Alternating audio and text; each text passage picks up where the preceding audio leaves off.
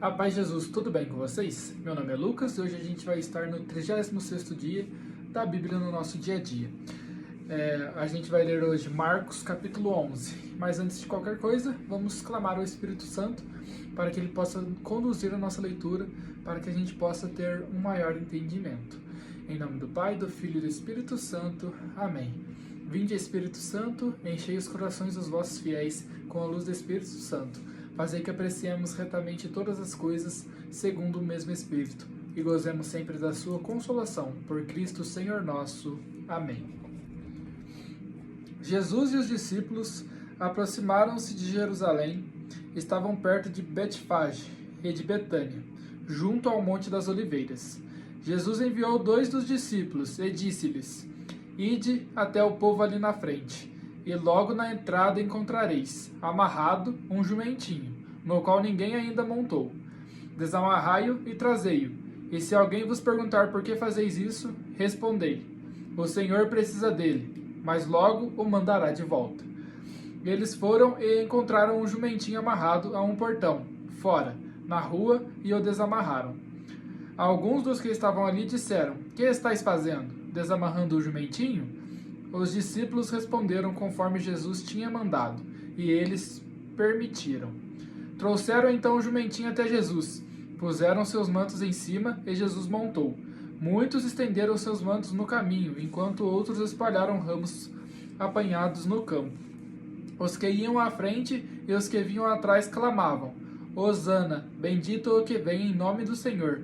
Bendito seja o reino que vem, o reino de vosso pai Davi. Hosana no mais alto dos céus. Jesus entrou em Jerusalém e foi ao templo. Lá observou todas as coisas. Mas como já era tarde, ele e os 12 foram para Betânia. No dia seguinte, ao saírem de Betânia, Jesus sentiu fome. Avistando de longe uma figueira coberta de folhas, foi lá ver se encontrava algum fruto. Chegando perto, só encontrou folhas, pois não era tempo de figos. Então reagiu dizendo à figueira: Nunca mais ninguém coma do teu fruto. Os discípulos ouviram isso. Foram então a Jerusalém. Entrando no templo, Jesus começou a expulsar os que ali estavam vendendo e comprando. Derrubou as mesas dos que trocavam moedas e as bancas dos vendedores de pombas. Também não permitia que se carregassem objetos passando pelo templo, pois-se a ensinar-lhes e dizia-lhes: Não está escrito que a minha casa será chamada casa de oração para todos os povos? Vós, porém, fizestes dela um antro de ladrões. Os sumos sacerdotes e os escribas ouviram isso e procuravam um modo de matá-lo, mas tinham medo de Jesus, pois a multidão estava maravilhada com o ensinamento dele. E quando anoiteceu, Jesus e os discípulos foram saindo da cidade. De manhã cedo, ao passarem, verificaram que a figueira tinha secado desde a raiz. Pedro lembrou-se e disse: Rabi, olha a figueira que amaldiçoaste, secou. Jesus lhes observou: Tende fé em Deus. Em verdade vos digo, se alguém disser a esta montanha: Arranca-te e joga-te no mar, sem duvidar no coração, mas acreditando que vai acontecer, então acontecerá. Por isso vos digo: tudo o que pedirdes na oração, crede que já o recebestes, e vos será concedido. E, quando estiverdes de pé para a oração, se tendes alguma coisa contra alguém, perdoai, para que vosso Pai que está nos céus também perdoe os vossos pecados.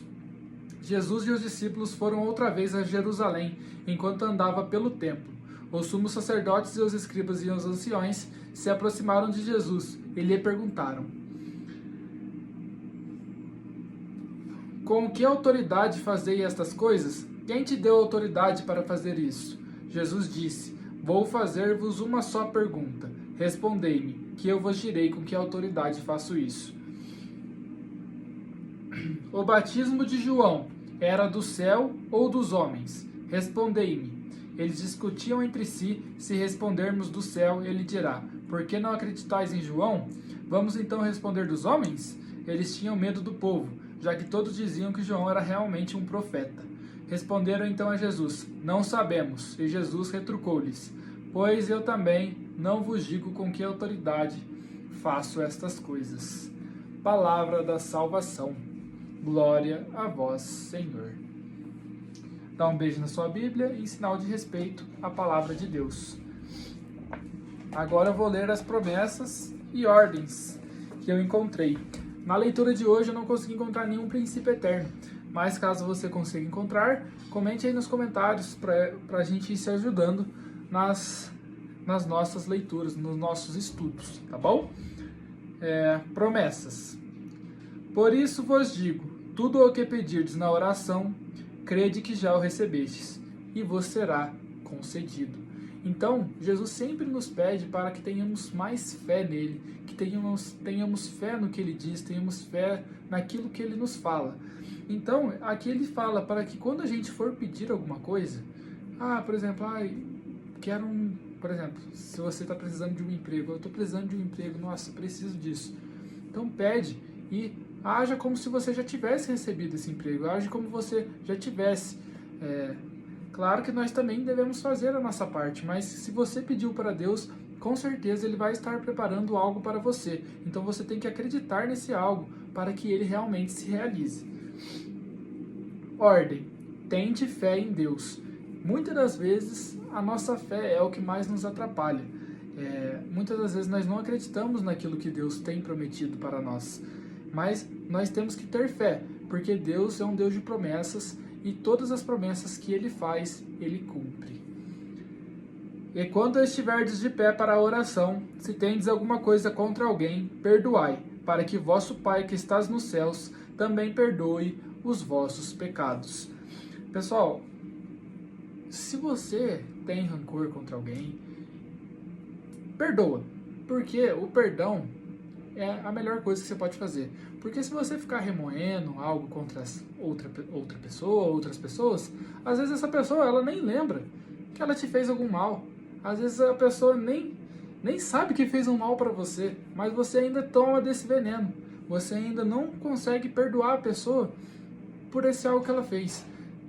Pense assim, você não está perdoando a pessoa dizendo que ela está certa, você está perdoando para que aquilo não te aflinja mais, para que aquilo não te machuque mais. Então, quando você perdoa, é um ato de se curar.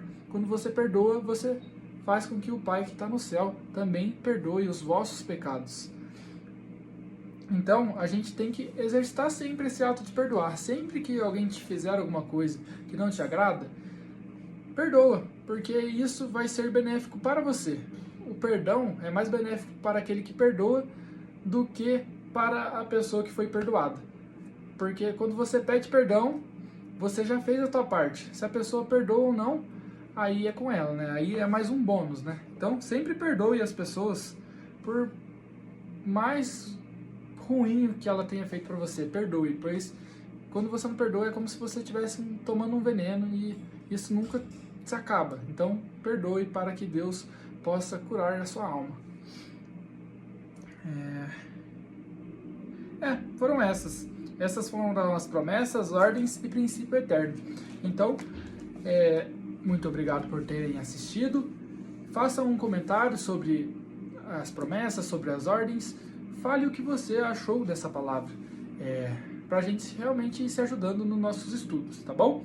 Muito obrigado por terem assistido. A paz de Jesus, salve Maria e tenham um ótimo dia.